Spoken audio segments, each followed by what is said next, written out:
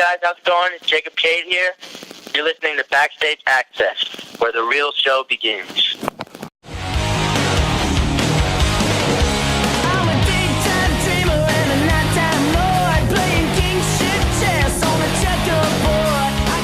Hey, this is Chris with BackstageAxxess, and we are pleased to have with us today up-and-coming rocker Jacob Cade. Welcome to BackstageAxxess, and thank you for taking the time to talk with us today, because we do appreciate it. Oh, no, thank you so much for having me on. I'm very happy to be here. So let's start from the beginning. How did you first become interested in music? Do you come from a musical family? Not so much. I come from a musical dad. Okay. So my dad always had music around the house, and he always had guitars around the house, and he was in a band when he was in high school, and grew up in the '80s, and he was a guitar player, so he was all about that life, and well, I guess when I really got into it, I'd always been kind of interested in entertainment. Ever since I saw Michael Jackson dance Billie Jean when I was very little, okay. I was like, I got to do something like that. Like that's something that I would want to do, and I didn't even really know what exactly it was. I just knew that I wanted to do that, And then I got exposed to Guitar Hero at a friend's house one time when I was about 8. Okay. And from then I came home and I found the first thing that had a guitar on it, and I put it in, and that was Song Remains the Same by Zeppelin. And Jimmy Page just blew my mind. And then from then on, that was what I wanted to do. I wanted to play music. So you were self-taught then on guitar? Yes, yeah. When I kind of found out I wanted to learn, I asked my dad, hey, could you teach me something or whatever? And he taught me about 3 chords or something like that. But after that, I just became so obsessed and interested with it that I took it upon myself just to learn new things, and figure it out.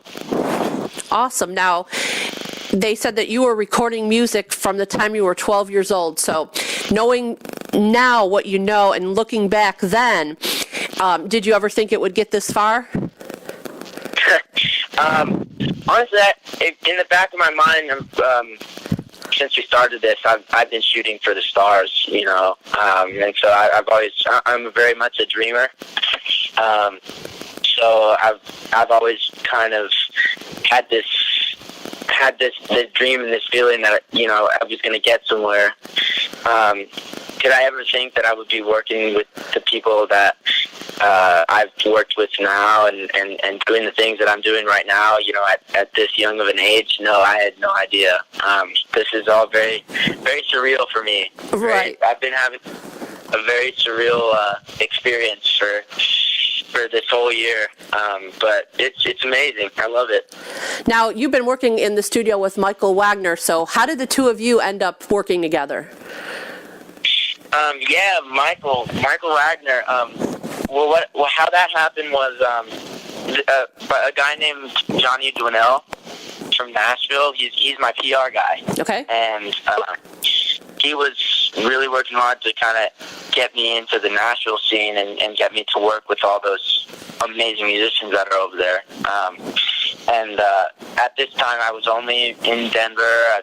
I really hadn't branched out that much, and I only had one record out that was professional sounding, which I recorded here, which is a very great record. That worked on it at the Spot Studios with Glenn and Rich, and it's an amazing record. It opened a lot of doors for me.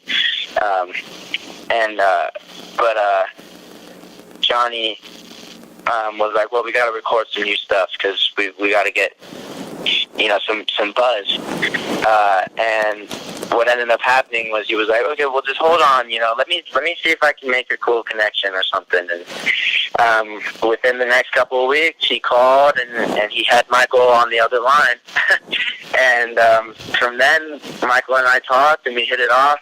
Michael's very Michael loves guitar, and guitar is very much my thing. So we went from there and decided that we wanted to make a record together. And Michael was awesome enough to agree to work with me. And then from then on, everything just kind of snowballed down like a crazy surreal event. So let's talk about the songs, because I've heard the two songs. So kind of tell us a little bit about What's Your Problem? What's the inspiration for that, and how did that whole song come about? Yeah, What's Your Problem? That's an amazing song. It has an amazing story to it. I wrote it with Rachel Boland from Skid Row. Right. And I say it's amazing because Skid Row, I've always been a fan, big fan. I mean, when you love the music that I love, you cannot go over Skid Row. They're there. They're so influential. So it was very surreal and amazing to be able to work with them. But the inspiration behind that, we got to his house in Nashville, and we were working in his studio, and I basically pulled out my guitar and just kind of started playing on some riffs that I had in mind, and then was able to figure out something that Rachel was like, "Oh, that's cool, let's work on that." And so then he got his bass, and we hashed out the music, and then we started to write the lyrics, kind of a grind out of creative ideas, and sure, both of us kind of mashing up our minds. But basically, the inspiration behind the lyrics and the title is at that time, I'd been feeling sort of this anger type of thing where people always seem to have to find a problem to find a problem with you, and because you're different, or because you have something that not everyone else has, that's like not ordinary, and people sometimes have a problem with it, and they bring it up, and then it just gets into that bad state of mind. And so I guess the real inspiration behind it, what I was thinking is, and how I was feeling about it is, it's kind of a message to people that it's good to be different. It's a good thing to be different and not a part of the crowd, and don't worry what anyone thinks, or they tell you that you're weird or you're different. It's a good thing, and it's just a message to people to kind of say, hey, if you think about it, no one that was deemed normal by society ever did anything great in this world. So that's basically kind of what that song means to me. Awesome. Yeah, something everybody can relate to for sure. Mm-hmm. Now, tell me about how you first met Brent Fitz and how he became involved in working with you. Brent, this is an awesome story. So we were at the Rock and Roll Residency in Nashville, and it was I think a couple months or a few months before actually recording the record. I was out there doing some writing sessions, and Michael was like, "Hey, yeah, let's go check out this show and whatever, and we'll hang out." And so we were at this bar, and Michael is introducing me to all these awesome people. Very, very, very cool of him to do that, and ended up that I looked over to the side, and I spotted this guy walking by me, going to get, fill up his water or something. And I was like, oh, no way. And I'm a huge fan of Slash and the Conspirators, and that's one of my favorite bands of all time. Okay. And so I knew exactly who he was when I saw him. And so I kind of stepped in front of him, put my hands up, and I was like, Brent Fitz.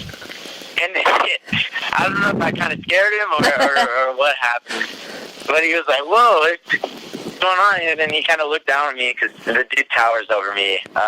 He goes, well, where are you from? And then we start talking. I start telling him, what I was doing there. And throughout the night, we ended up asking him if he wanted to play on the record. and I introduced him to Michael, and Michael was the one to ask him. And then Brent was like, of course, you know, and he had no idea who I was. So I don't think he really didn't know, you know, if I was good or not. Right. You know, he just assumed if I was with Michael Wagner, then I must, you know, this kid must be all right. So he was like, okay, for Michael Wagner, of course, yeah, I'll play on the record. So I ended up, him and Michael came for pre-production at my house here in Colorado, and we jammed in my little studio down in the basement, and we recorded the pre-production tracks, and it was just like a really awesome, you know, month or so that we worked together here. I think it was about 3 weeks, and we just, you know, got to know each other super well and bonded over the music, and I think I recall Brent saying something about, you know, he thought it was just going to be kind of like a 4/4, you know, easy gig, but he ended up having to kind of like, you know, think about the music a little bit more, and, you know, it was a bit more intricate than he thought, which is not a problem for him by any means. The dude's amazing, but he was just kind of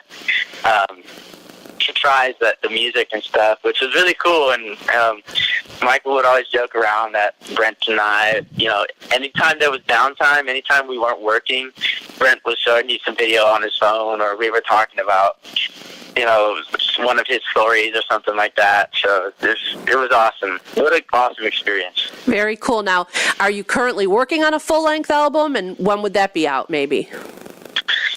Actually, we finished recording a 6-song EP. Okay. That will be out either in February or January of 2018. Okay, very cool. Now, you're going to be out on tour soon with Boba Flex, so how did that come about? That came about through a connection with a guy named Barry Lyons. Okay. Out of LA. He, you know, we started working with him, and the guy has been so awesome to us, to the band, and just been working really hard and making some awesome things come about. But he was able to make the connection with Boba Flex and I, and, you know, found that they were looking for a band to take on tour, and he was able to get the guys in Boba Flex to say, yeah, you know, let's go do it. Which I'm super grateful for that the guys were willing to take me out. This is going to be my first big tour, or the biggest tour I've ever been on. So it's going to be a really, really awesome experience. I'm super excited. Okay, now, are you going out solo, or do you have a band that will be going out with you? I do have a band. Okay. And it's 2 guys from LA, Corey and Jonah. It's going to be we're taking out a 3-piece band at the moment. And so it's just going to be a really raw, energetic interpretation of what the songs that are going to be on the new record. Okay. Yeah. Sounds good. Super, super excited. Yep. What are you most looking forward to from this tour?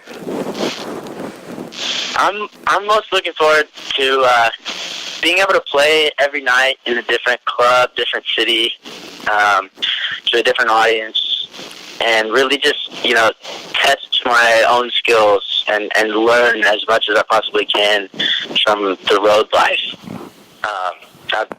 Throughout, you know, working on this EP or record, I've heard all about it, you know, from all the musicians, the great musicians that I've worked with and written with and everything. Yeah. And I'm excited to kind of see it myself, and kind of test my limits and see what really I can do and what I need to work on and everything like that. So I'm most excited for that learning experience. Sounds great. Now, what's the one thing you would want people to know about you and your music? One thing I would want you to know is it is one of the most energy-filled things you will see or hear. When you come to the show, I guarantee you're not gonna be disappointed at all. We're going to bring you some high energy. We're going to bring you a spectacle, and it's going to be kick-ass. Well, we're looking forward to it, and we're going to look forward to that EP when it's released too. The 2 tracks that I've heard so far are really awesome, and I can't wait to see what else you come up with. Awesome. Thank you so much. I really appreciate it. I can't wait either.